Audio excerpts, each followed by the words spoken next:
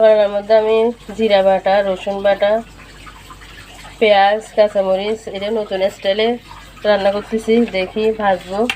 একটু গরম মশলা, কারণ সবসময় তো একই রকম খাই, আজকে একটু ভিন্ন ধরনের খেয়ে দেখি। একটু লাল মরিচের গুঁড়া, তারপরে দিব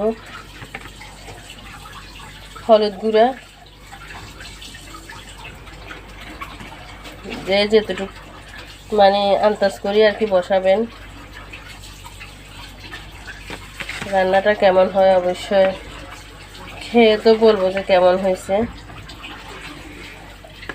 তারপরে পরিমাণ মতো লবণ দিয়ে দিব। এবার পরিমাণ মতো লবণ,